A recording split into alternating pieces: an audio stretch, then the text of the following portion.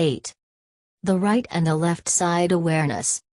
Our discussion of dreaming was most helpful to us, not only because it solved our impasse in dreaming together, but because it brought its concepts to an intellectual level. Talking about it kept us busy. It allowed us to have a moment's pause in order to ease our agitation. One night while I was out running an errand, I called LaGuardia from the telephone booth. She told me that she had been in a department store and had had the sensation that I was hiding there behind some mannequins on display. She was certain I was teasing her and became furious with me. She rushed through the store trying to catch me, to show me how angry she was.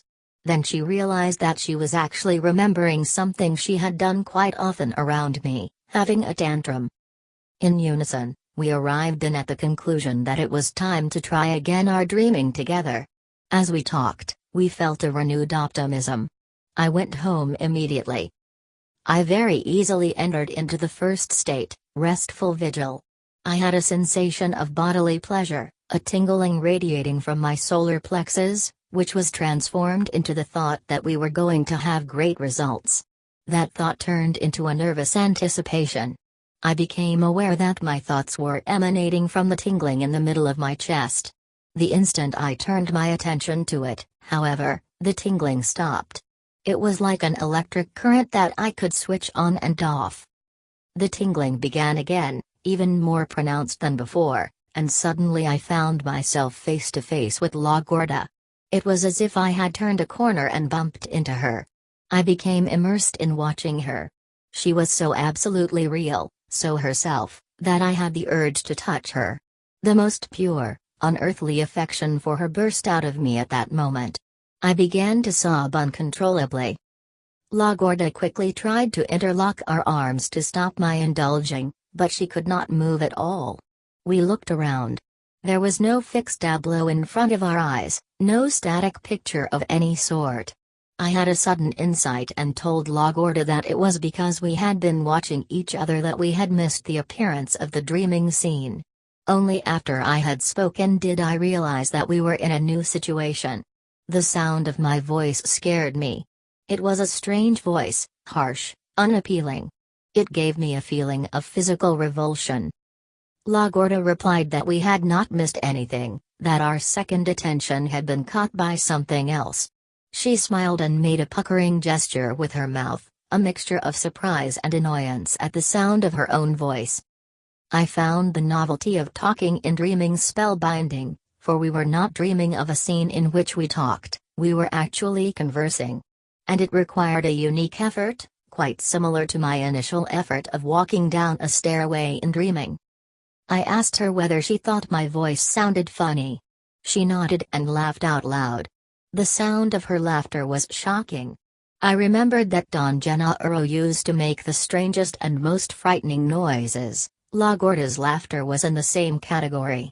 The realization struck me then that LaGuardia and I had quite spontaneously entered into our dreaming bodies. I wanted to hold her hand. I tried, but I could not move my arm. Because I had some experience with moving in that state, I willed myself to go to LaGuardia's side. My desire was to embrace her, but instead I moved in on her so close that we merged. I was aware of myself as an individual being, but at the same time I felt I was part of LaGuardia. I liked that feeling immensely. We stayed merged until something broke our hold. I felt a command to examine the environment. As I looked, I clearly remembered having seen it before. We were surrounded by small round mounds that looked exactly like sand dunes. They were all around us, in every direction, as far as we could see. They seemed to be made of something that looked like pale yellow sandstone, or rough granules of sulfur. The sky was the same color and was very low and oppressive. There were banks of yellowish fog or some sort of yellow vapor that hung from certain spots in the sky. I noticed then that LaGuardia and I seemed to be breathing normally. I could not feel my chest with my hands, but I was able to feel it expanding as I inhaled. The yellow vapors were obviously not harmful to us. We began to move in unison, slowly, cautiously, almost as if we were walking. After a short distance I got very fatigued and so did LaGuardia. We were gliding just over the ground, and apparently moving that way was very tiring to our second attention. It required an inordinate degree of concentration. We were not deliberately mimicking our ordinary walk, but the effect was much the same as if we had been. To move required outbursts of energy, something like tiny explosions, with pauses in between. We had no objective in our movement but moving itself, so finally we had to stop. La Gorda spoke to me, her voice so faint that it was barely audible. She said that we were mindlessly going toward the heavier regions, and that if we kept on moving in that direction, the pressure would get so great that we would die. We automatically turned around and headed back in the direction we had come from, but the feeling of fatigue did not let up. Both of us were so exhausted that we could no longer maintain our upright posture. We collapsed and quite spontaneously adopted the dreaming position. I woke up instantly in my study. La Gorda woke up in her bedroom. The first thing I told her upon awakening was that I had been in that barren landscape several times before. I had seen at least two aspects of it, one perfectly flat, the other covered with small, sand dune-like mounds. As I was talking, I realized that I had not even bothered to confirm that we had had the same vision. I stopped and told her that I had gotten carried away by my own excitement. I had proceeded as if I were comparing notes with her about a vacation trip. "It's too late for that kind of talk between us," she said with a sigh, "but if it makes you happy, I'll tell you what we saw." She patiently described everything we had seen, said, and done. She added that she too had been in that deserted place before, and that she knew for a fact that it was a no-man's land, the space between the world we know and the other world. "It is the area between the parallel lines," she went on. "We can go to it in dreaming. But in order to leave this world and reach the other, the one beyond the parallel lines, we have to go through that area with our whole bodies." I felt a chill at the thought of entering that barren place with our whole bodies. "You and I have been there together, with our bodies," La Gorda went on. "Don't you remember?" I told her that all I could remember was seeing that landscape twice under Don Juan's guidance. Both times I had written off the experience because it had been brought about by the ingestion of hallucinogenic plants. Following the dictums of my intellect, I had regarded them as private visions and not as consensual experiences. I did not remember viewing that scene under any other circumstances. "When did you and I get there with our bodies?" I asked. "I don't know," she said. "The vague memory of it just popped into my mind when you mentioned being there before. I think that now it is your turn to help me finish what I have started to remember. I can't focus on it yet, but I do recall that Silvio Manuel took the Nagual woman, you, and me into that desolate place. I don't know why he took us in there, though. We were not in dreaming." I did not hear what else she was saying. My mind had begun to zero in on something still inarticulate. I struggled to set my thoughts in order. They rambled aimlessly. For a moment I felt as if I had reverted back years, to a time when I could not stop my internal dialogue. Then the fog began to clear. My thoughts arranged themselves without my conscious direction, and the result was the full memory of an event which I had already partially recalled in one of those unstructured flashes of recollection that I used to have. La Gorda was right, we had been taken once to a region that Don Juan had called limbo, apparently drawing the term from religious dogma. I knew that La Gorda was also right in saying that we had not been in dreaming. On that occasion, at the request of Silvio Manuel, Don Juan had rounded up the Nagual woman, La Gorda, and myself. Don Juan told me that the reason for our meeting was the fact that, by my own means but without knowing how, I had entered into a special recess of awareness, which was the site of the keenest form of attention. I had previously reached that state, which Don Juan had called the left side, but all too briefly and always aided by him. One of its main features, the one that had the greatest value for all of us involved with Don Juan, was that in that state we were able to perceive a colossal bank of yellowish vapor, something which Don Juan called the wall of fog. Whenever I was capable of perceiving it, it was always to my right, extending forward to the horizon and up to infinity, thus dividing the world in two. The wall of fog would turn either to the right or to the left as I turned my head, so there was never a way for me to face it. On the day in question, both Don Juan and Silvio Manuel had talked to me about the wall of fog. I remembered that after Silvio Manuel had finished talking, he grabbed La Gorda by the nape of her neck, as if she were a kitten, and disappeared with her into the bank of fog. I had had a split second to observe their disappearance, because Don Juan had somehow succeeded in making me face the wall myself. He did not pick me up by the nape of the neck but pushed me into the fog, and the next thing I knew, I was looking at the desolate plain. Don Juan, Silvio Manuel, the Nagua woman, and La Gorda were also there. I did not care what they were doing. I was concerned with a most unpleasant and threatening feeling of oppression, a fatigue, a maddening difficulty in breathing. I perceived that I was standing inside a suffocating, yellow, low-ceilinged cave. The physical sensation of pressure became so overwhelming that I could no longer breathe. It seemed that all my physical functions had stopped. I could not feel any part of my body. Yet I still could move, walk, extend my arms, rotate my head. I put my hands on my thighs. There was no feeling in my thighs, nor in the palms of my hands. My legs and arms were visibly there, but not palpably there. Moved by the boundless fear I was feeling, I grabbed the Nagua woman by the arm and yanked her off balance. But it was not my muscle strength that had pulled her. It was a force that was stored not in my muscles or skeletal frame but in the very center of my body. Wanting to play that force once more, I grabbed La Gorda. She was rocked by the strength of my pull. Then I realized that the energy to move them had come from a stick-like protuberance that acted upon them as a tentacle. It was balanced at the midpoint of my body. All that had taken only an instant. The next moment I was back again at the same point of physical anguish and fear. I looked at Silvio Manuel in a silent plea for help. The way he returned my look convinced me that I was lost. His eyes were cold and indifferent. Don Juan turned his back to me and I shook from the inside out with a physical terror beyond comprehension.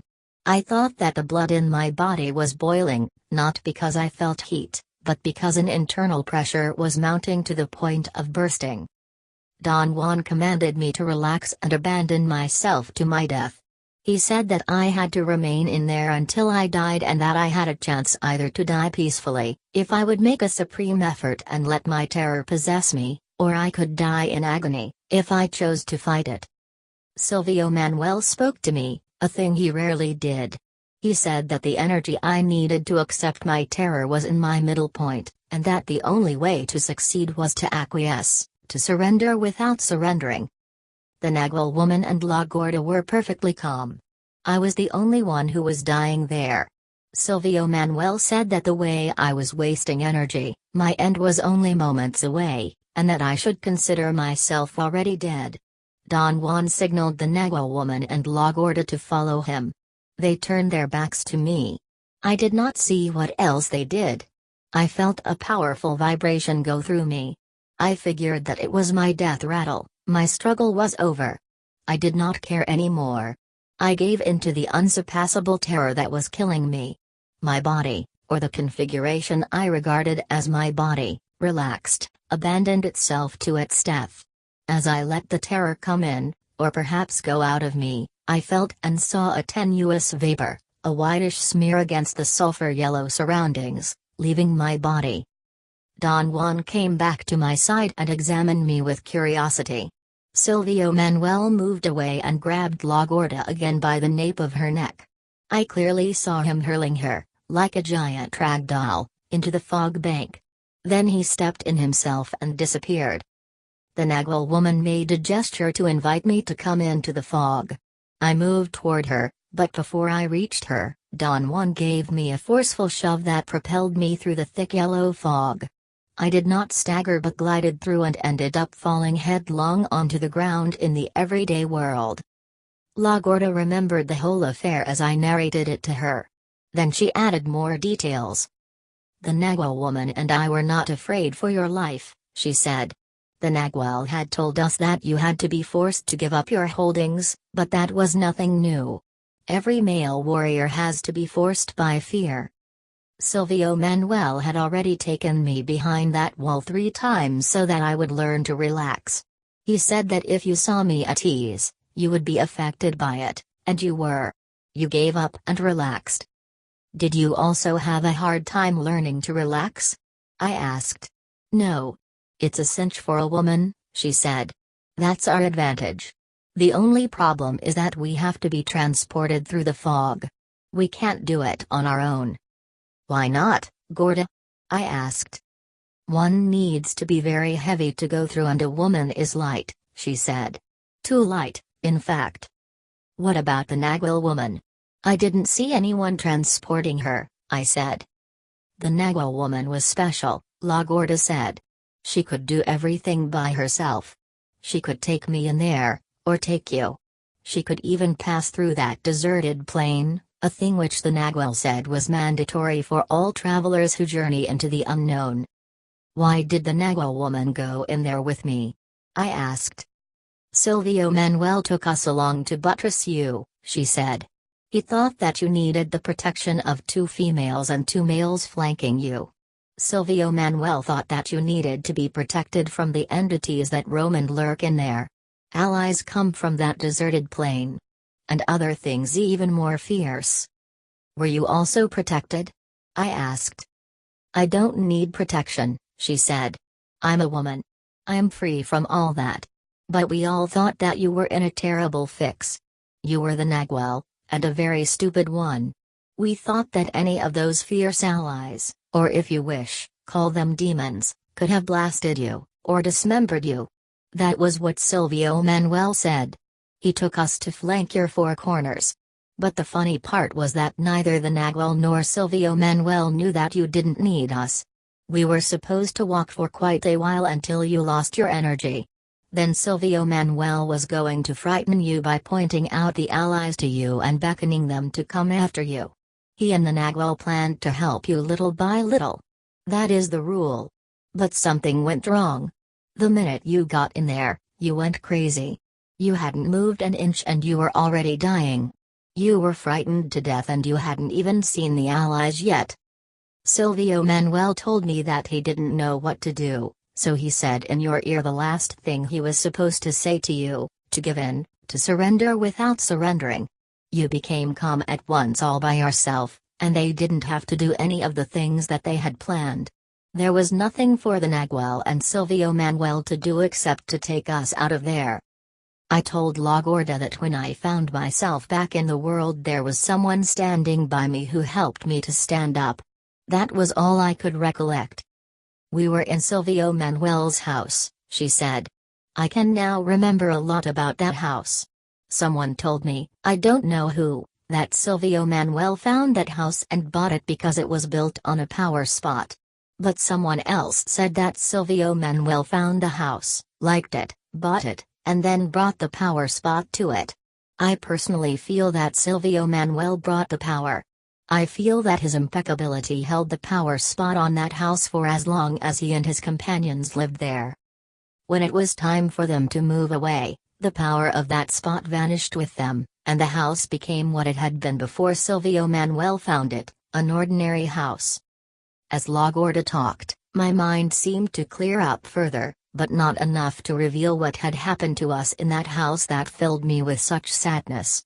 Without knowing why, I was sure it had to do with the Nagwal woman. Where was she? La Gorda did not answer when I asked her that. There was a long silence. She excused herself, saying that she had to make breakfast, it was already morning. She left me by myself, with a most painful, heavy heart. I called her back. She got angry and threw her pots on the floor. I understood why. In another session of dreaming together we went still deeper into the intricacies of the second attention. This took place a few days later. La Gorda and I, with no such expectation or effort, found ourselves standing together. She tried 3 or 4 times in vain to interlock her arm with mine. She spoke to me, but her speech was incomprehensible. I knew, however, that she was saying that we were again in our dreaming bodies. She was cautioning me that all movement should stem from our midsections. As in our last attempt, no dreaming scene presented itself for our examination, but I seemed to recognize a physical locale which I had seen in dreaming nearly every day for over a year. It was the valley of the saber-toothed tiger. We walked a few yards. This time our movements were not jerky or explosive. We actually walked from the belly, with no muscular action involved.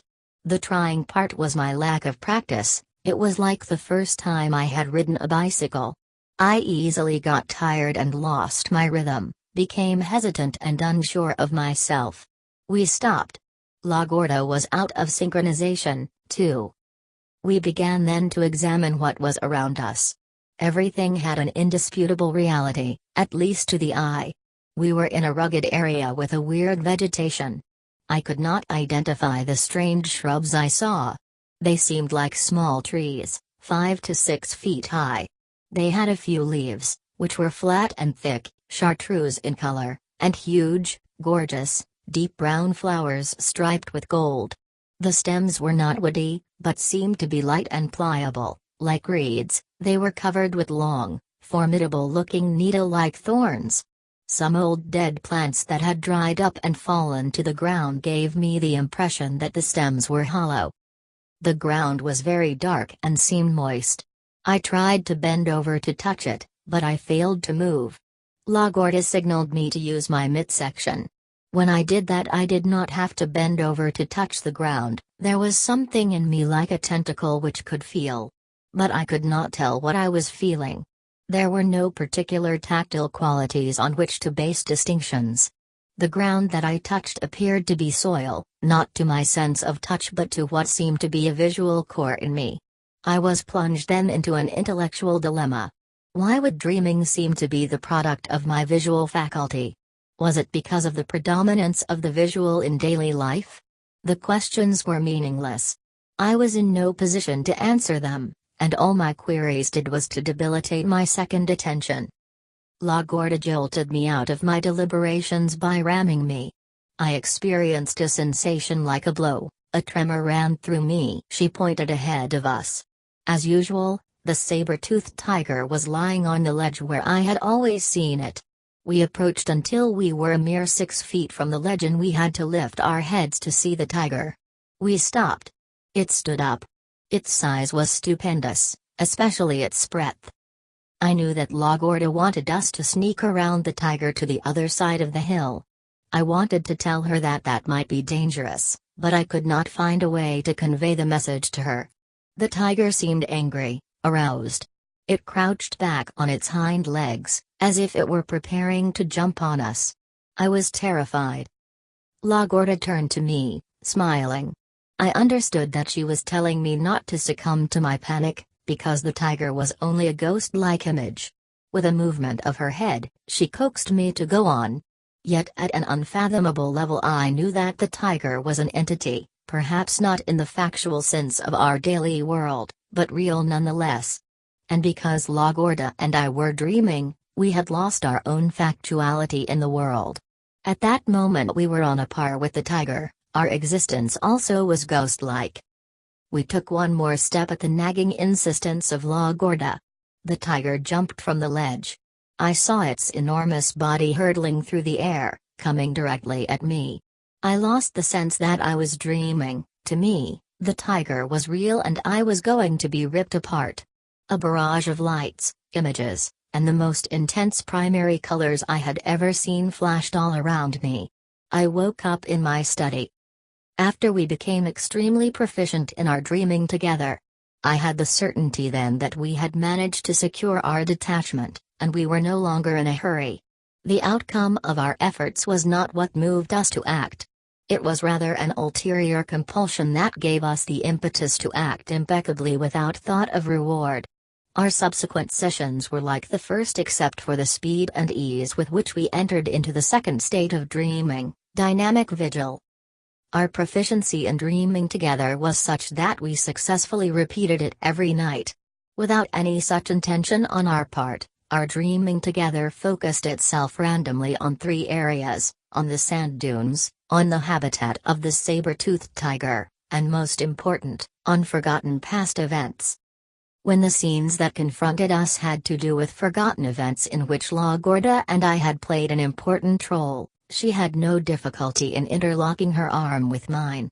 That act gave me an irrational sense of security. La Gorda explained that it fulfilled a need to dispel the utter aloneness that the second attention produces. She said that to interlock the arms promoted a mood of objectivity, and as a result, we could watch the activity that took place in every scene. At times we were compelled to be part of the activity. At other times we were thoroughly objective and watched the scene as if we were in a movie theater. When we visited the sand dunes or the habitat of the tiger, we were unable to interlock arms. In those instances our activity was never the same twice. Our actions were never premeditated, but seemed to be spontaneous reactions to novel situations. According to La Gorda, most of our dreaming together grouped itself into three categories. The first and by far the largest was a reenactment of events we had lived together. The second was a review that both of us did of events I alone had lived. The land of the saber-toothed tiger was in this category. The third was an actual visit to a realm that existed as we saw it at the moment of our visit. She contended that those yellow mounds are present here and now, and that is the way they look and stand always to the warrior who journeys into them. I wanted to argue a point with her. She and I had had mysterious interactions with people we had forgotten, for reasons inconceivable to us, but whom we had nonetheless known in fact. The saber-toothed tiger, on the other hand, was a creature of my dreaming. I could not conceive both of them to be in the same category. Before I had time to voice my thoughts, I got her answer. It was as if she were actually inside my mind, reading it like a text. "They are in the same class," she said, and laughed nervously. "We can't explain why we have forgotten, or how it is that we are remembering now. We can't explain anything. The saber-toothed tiger is there, somewhere. We'll never know where. But why should we worry about a made-up inconsistency? To say that one is a fact and the other a dream has no meaning whatever to the other self." La Gorda and I used dreaming together as a means of reaching an unimagined world of hidden memories. Dreaming together enabled us to recollect events that we were incapable of retrieving with our everyday life memory. When we rehashed those events in our waking hours, it triggered yet more detailed recollections. In this fashion we disinterred, so to speak, masses of memories that had been buried in us. It took us almost 2 years of prodigious effort and concentration to arrive at a modicum of understanding of what had happened to us. Don Juan had told us that human beings are divided into the right side, which he called the tonal, encompasses everything the intellect can conceive of. The left side, called the nagual, is a realm of indescribable features, a realm impossible to contain in words. The left side is perhaps comprehended, if comprehension is what takes place, with the total body, thus its resistance to conceptualization. Don Juan had also told us that all the faculties, possibilities, and accomplishments of sorcery, from the simplest to the most astounding, are in the human body itself. Taking as a base the concepts that we are divided into and that everything is in the body itself, La Gorda proposed an explanation of our memories. She believed that during the years of our association with the Nagual Juan Matus, our time was divided between states of normal awareness, on the right side, the tonal, where the first attention prevails, and states of heightened awareness, on the left side, the nagual, or the site of the second attention. La Gorda thought that the Nagual Juan Matus's efforts were to lead us to the other self by means of the self-control of the second attention through dreaming. He put us in direct touch with the second attention, however, through bodily manipulation. La Gorda remembered that he used to force her to go from one side to the other by pushing or massaging her back. She said that sometimes he would even give her a sound blow over or around her right shoulder blade. The result was her entrance into an extraordinary state of clarity. To La Gorda, it seemed that everything in that state went faster, yet nothing in the world had been changed. It was weeks after Lagorda told me this that I remembered the same had been the case with me. At any given time Don Juan might give me a blow on my back. I always felt the blow on my spine, high between my shoulder blades. An extraordinary clarity would follow. The world was the same but sharper. Everything stood by itself. It may have been that my reasoning faculties were numbed by Don Juan's blow, thus allowing me to perceive without their intervention. I would stay clear indefinitely or until Don Juan would give me another blow on the same spot to make me revert back to a normal state of awareness. He never pushed or massaged me. It was always a direct sound blow, not like the blow of a fist, but rather a smack that took my breath away for an instant. I would have to gasp and take long, fast gulps of air until I could breathe normally again. Lagorda reported the same effect. All the air would be forced out of her lungs by the Nagual's blow and she would have to breathe extra hard to fill them up again. Lagorda believed that breath was the all-important factor. In her opinion, the gulps of air that she had to take after being struck were what made the difference, yet she could not explain in what way breathing would affect her perception and awareness. She also said that she was never hit back into normal awareness, she reverted back to it by her own means, though without knowing how. Her remarks seemed relevant to me. As a child, and even as an adult, I had occasionally had the wind knocked out of me when I took a fall on my back. But the effect of Don Juan's blow, though it left me breathless, was not like that at all. There was no pain involved, instead it brought on a sensation impossible to describe. The closest I can come is to say that it created a feeling like dryness in me. The blows to my back seemed to dry out my lungs and fog up everything else. Then, as Lagorda had observed, everything that had become hazy after the Nagual's blow became crystal clear as I breathed, as if breath were the catalyst, the all-important factor. The same thing would happen to me on the way back to the awareness of everyday life. The air would be knocked out of me, the world I was watching would become foggy, and then it would clear as I filled up my lungs. Another feature of those states of heightened awareness was the incomparable richness of personal interaction, a richness that our bodies understood as a sensation of speeding. Our back and forth movement between the right and the left sides made it easier for us to realize that on the right side too much energy and time is consumed in the actions and interactions of our daily life. On the left side, on the other hand, there is an inherent need for economy and speed. Lagorda could not describe what this speed really was, and neither could I. The best I could do would be to say that on the left side I could grasp the meaning of things with precision and directness.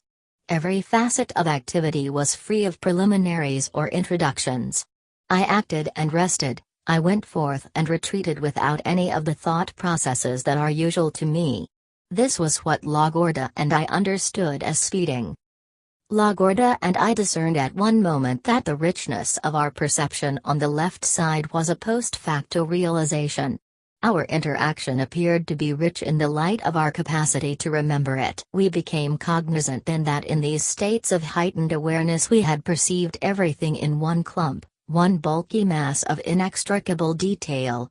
We called this ability to perceive everything at once intensity.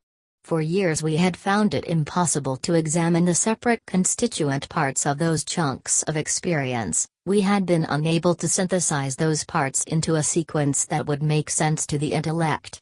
Since we were incapable of those syntheses, we could not remember. Our incapacity to remember was in reality an incapacity to put the memory of our perception on a linear basis. We could not lay our experiences flat, so to speak, and arrange them in a sequential order. The experiences were available to us, but at the same time they were impossible to retrieve, for they were blocked by a wall of intensity. The task of remembering, then, was properly the task of joining our left and right sides, of reconciling those two distinct forms of perception into a unified whole. It was the task of consolidating the totality of oneself by rearranging intensity into a linear sequence. It occurred to us that the activities we remembered taking part in might not have taken long to perform, in terms of time measured by the clock. By reason of our capacity to perceive in terms of intensity, We may have had only a subliminal sensation of lengthy passages of time. LaGuardia felt that if we could rearrange intensity into a linear sequence, we would honestly believe that we had lived 1,000 years. The pragmatic step that Don Juan took to aid our task of remembering was to make us interact with certain people while we were in a state of heightened awareness. He was very careful not to let us see those people when we were in a state of normal awareness. In this way he created the appropriate conditions for remembering. Upon completing our remembering, LaGuardia and I entered into a bizarre state. We had detailed knowledge of social interactions which we had shared with Don Juan and his companions. These were not memories in the sense that I would remember an episode from my childhood, they were more than vivid moment-to-moment recollections of events. We reconstructed conversations that seemed to be reverberating in our ears, as if we were listening to them. Both of us felt that it was superfluous to try to speculate about what was happening to us. What we remembered, from the point of view of our experiential selves, was taking place now. Such was the character of our remembering. At last LaGuardia and I were able to answer the questions that had driven you so hard. We remembered who the Nagual woman was, where she fit among us, what her role had been. We deduced, more than remembered, that we had spent equal amounts of time with Don Juan and Don Gennaro in normal states of awareness, and with Don Juan and his other companions in states of heightened awareness. We recaptured every nuance of those interactions, which had been veiled by intensity. Upon a thoughtful review of what we had found, we realized that we had bridged the two sides of ourselves in a minimal fashion. We turned then to other topics, new questions that had come to take precedence over the old ones. There were 3 subjects, 3 questions, that summarized all of our concerns. Who was Don Juan and who were his companions? What had they really done to us? And where had all of them gone?